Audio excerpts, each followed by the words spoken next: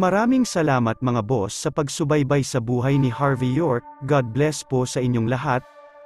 Kabanata 344. Gayunpaman, sa sandaling ito, ang gilid ng mata ni Charles Zarate na nasa gilid ay bahagyang kumislot.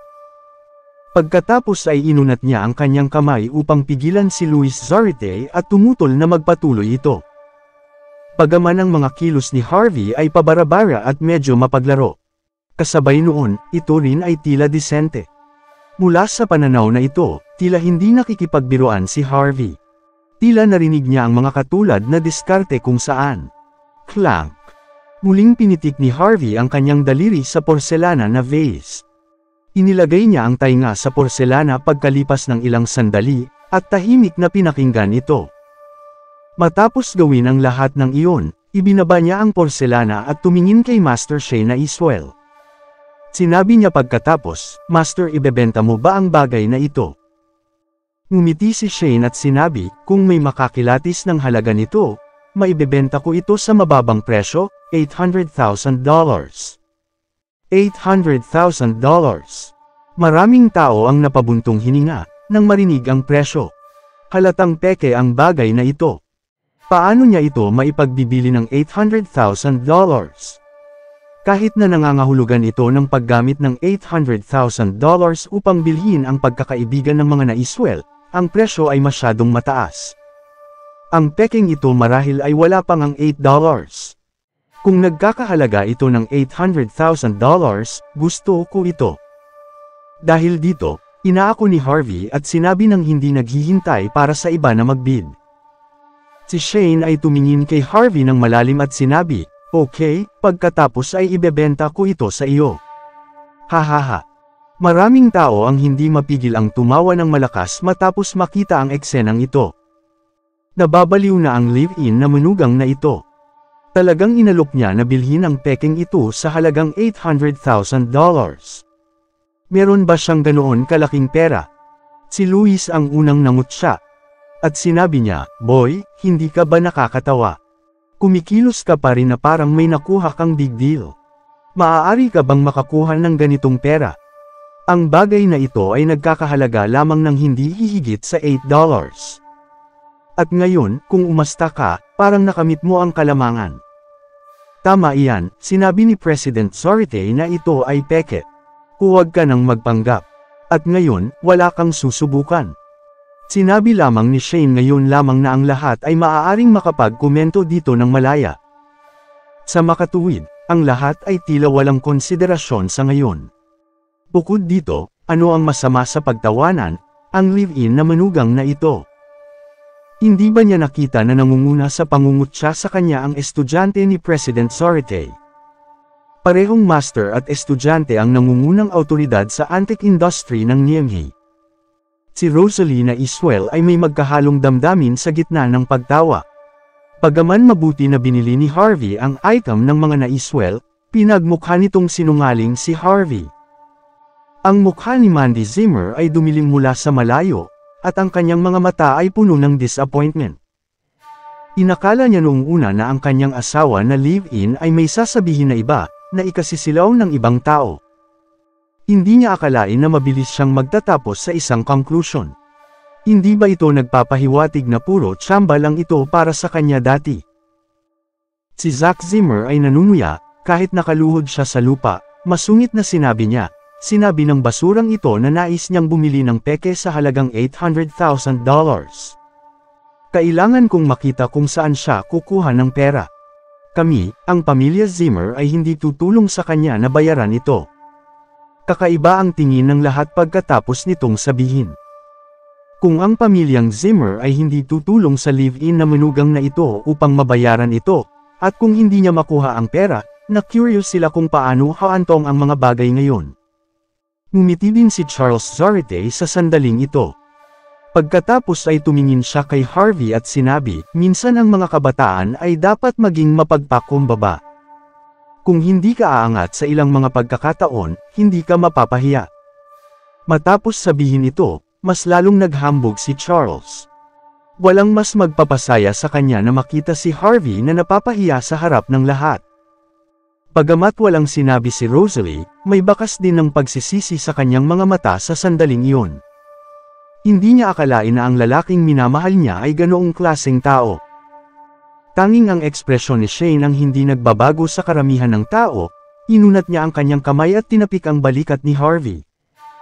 Sinasabi niya pagkatapos, mayroong ilang mga bagay na dapat mong pagsumikapan, at mayroon ding ilang mga bagay na ikaw lamang ang makakapagsabi.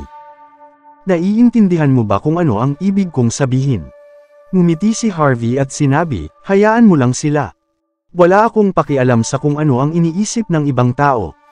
Master na Iswell, dahil hindi ako maintindihan ng mga taong ito, tuturuan ko sila ng leksyon. Medyo naguluhan si Charles nang marinig ang pag-uusap ni na Harvey at Shane, ngunit ganun pa man, tumingin siya kay Harvey at malamig na sinabi, ano ba ang sinasabi mo? Then sabihin mo sa akin, bakit nagkakahalaga ang bagay na ito ng halos $800,000? Kabanata 345. Si Harvey York ay sumulyap kay Charles Zarate nang walang pakialam at sinabi, dahil interesado si President Zarate, gagawin ko ang aking makakaya. Malamig ang ekspresyon ni Charles.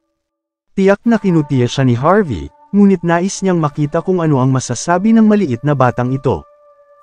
Nagpatuloy si Harvey, President Zarate, narinig mo na siguro ang tungkol kay Princess Cassandra, tama ba? Naguluhan ang mukha ni Charles nang marinig iyon. Bigla siyang nakaisip ng isang alamat sa Antique World. Sa sandaling ito, ang buong katawan niya ay bahagyang nanginig.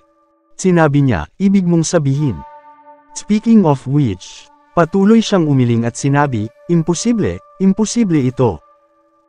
Bagaman sa mga historical record, si Princess Cassandra ay madalas na nauugnay sa kasal sa Tibetan Empire, mayroon pa ring alamat tungkol sa kanya sa Antique World. Si Princess Cassandra ay may malaking interes sa porselana mula noong bata pa siya. Minsan ay binigyan siya ni Haring Edgar ng isang regalo mula sa palasyo nang siya ay ikinasal sa ibang imperyo. Ang bagay na ito ay sinasabing isa sa mga paboritong porselana ng dating hari na si King Arnold. Ang porselana na ito ay hindi mula sa Country H. Nakuha ito ng lupigin ni Haring Arnold ang Country G. Ang Goryeo ay naging isang vassal state ng Country H mula pa noong sinaunang panahon. Kaya, ang mga pamamaraan nito sa paggawa ng palayok ay natutunan din mula sa Country H. Gayunpaman, ang industriya ng ceramic sa Goryeo ay palaging underdeveloped dahil hindi ito alinman sa isang bagay o sa iba pa. Ang pagiging underdeveloped ay hindi nangangahulugang hindi sila makakagawa ng maayos at magandang mga bagay. Sa kabaligtaran mayroong isa o dalawang kilalang mga porselana sa Korea noon. Marahil iyon ang mga bagay na mayroon lamang sa alamat. Sa panahon na iyon, binigyan ni King Edgar si Princess Cassandra ng isang natatanging kayamanan na ipinasa mula kay King Arnold hanggang kay King Edgar. Ang pirasong ito ay masyadong maganda para maging totoo. Sinabing kapag pinakinggan mo ito ng mabuti, naririnig mo ang nakakaginhawang tunog ng plauta na sumasagisag sa pagiging homesick.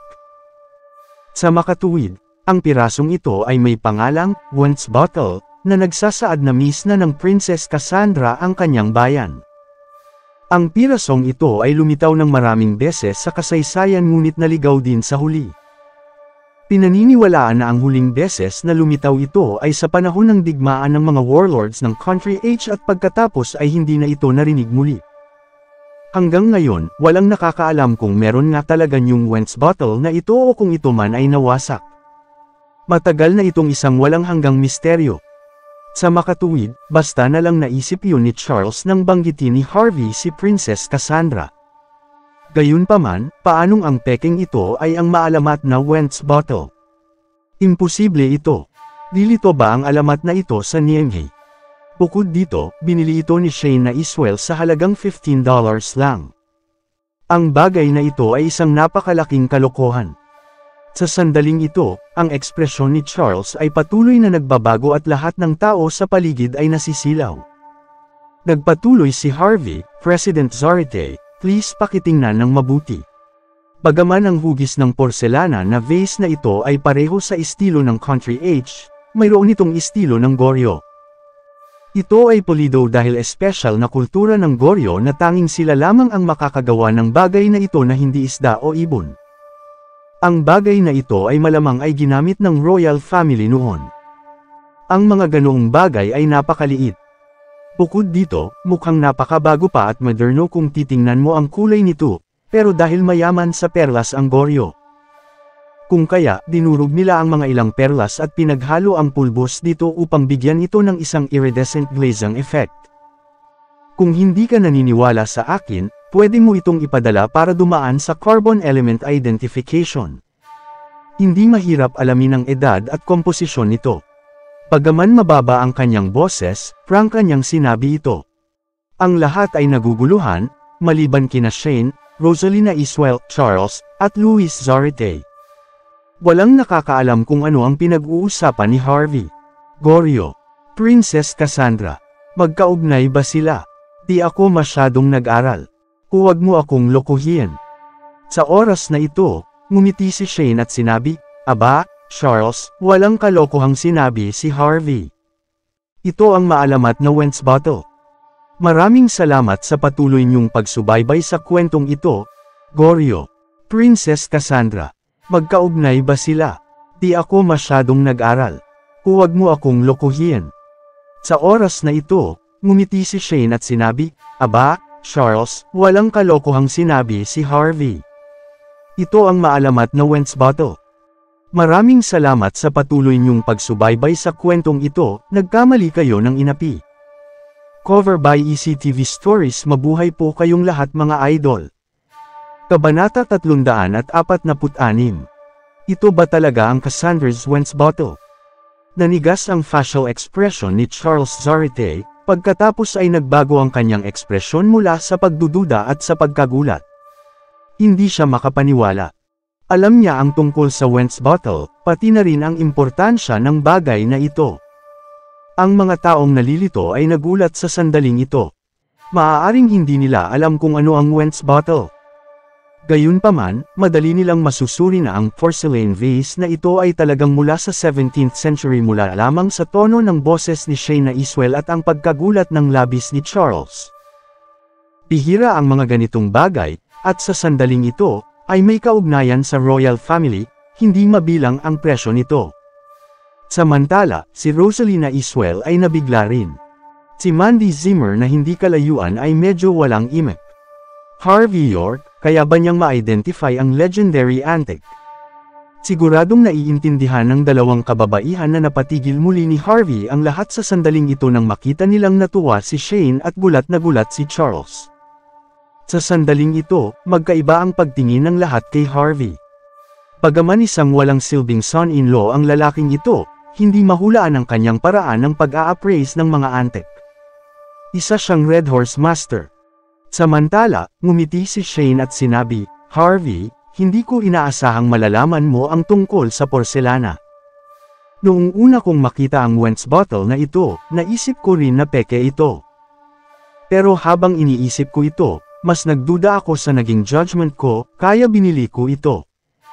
Pinag-aralan ko ito ng mahabang panahon bago ko malaman ang pinagmulan nito. Nagawa mong ituro ang pinagmulan nito on the spot, at sapat na iyon para may pakitang mahusay kang binata. Nanatiling kalmado si Harvey matapos matanggap ang papuri ni Shane.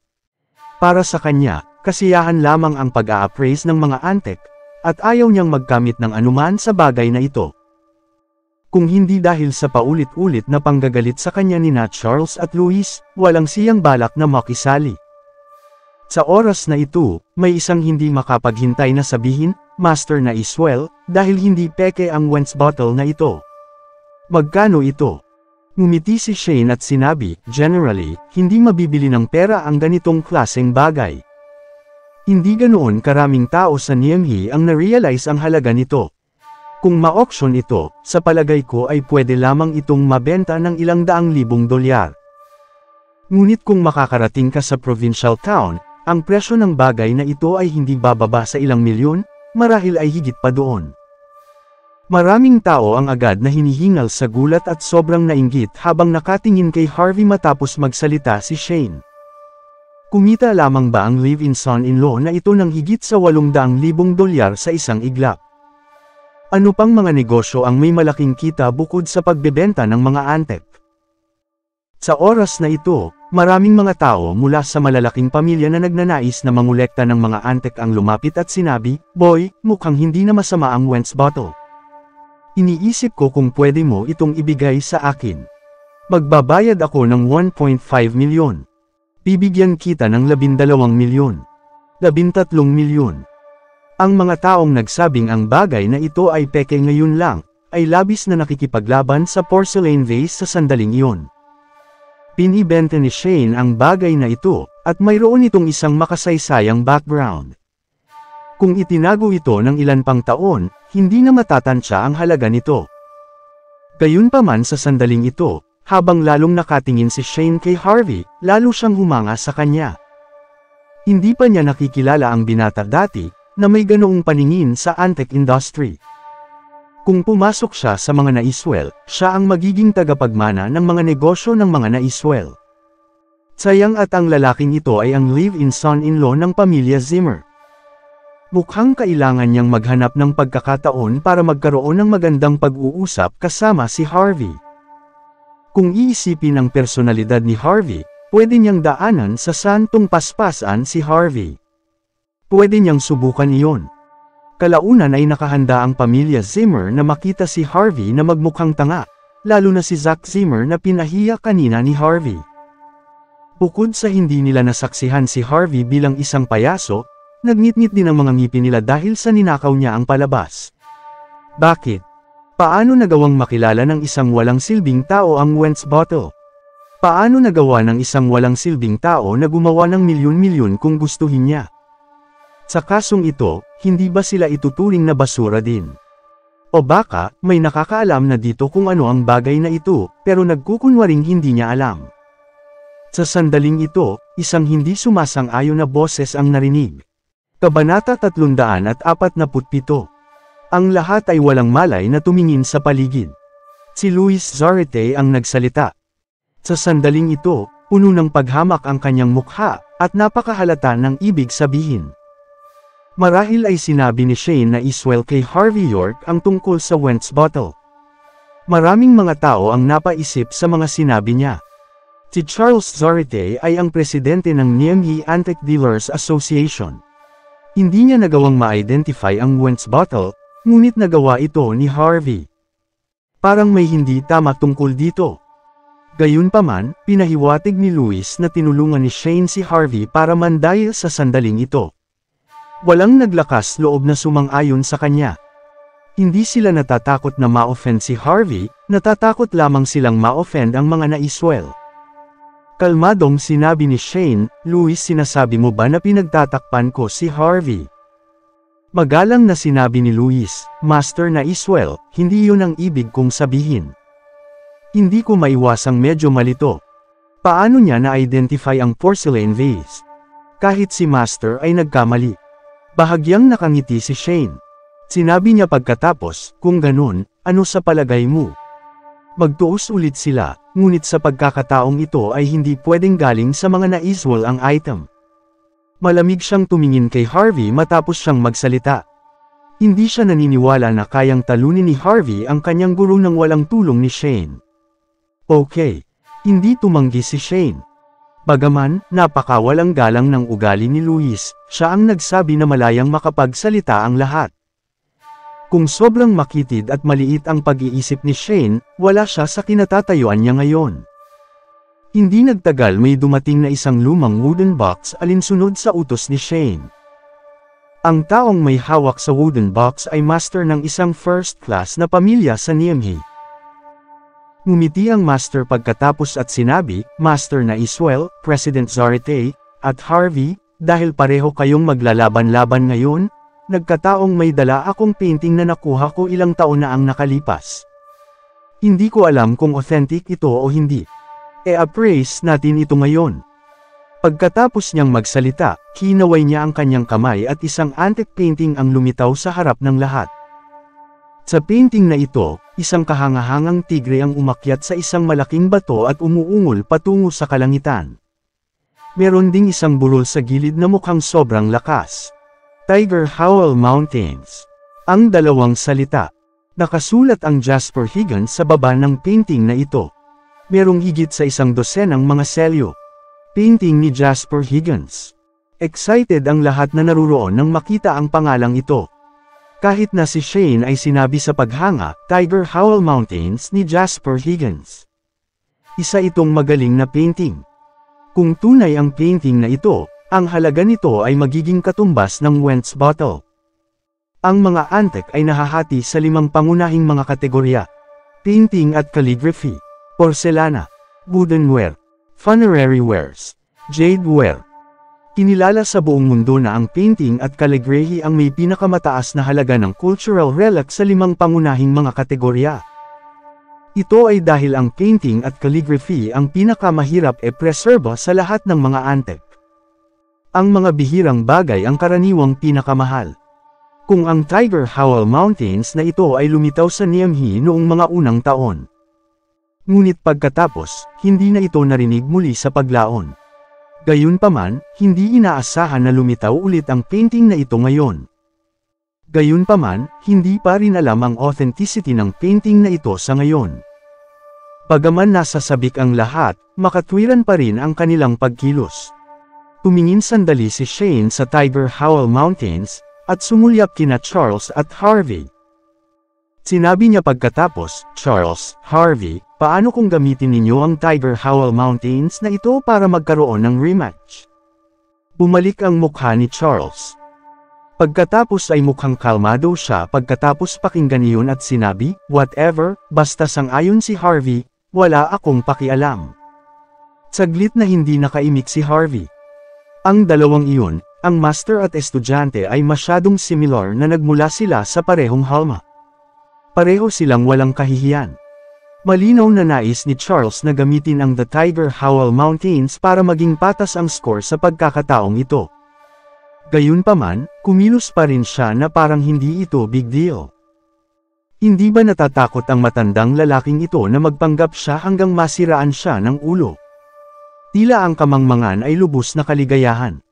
Gayunpaman, ang mga tanga ay hindi.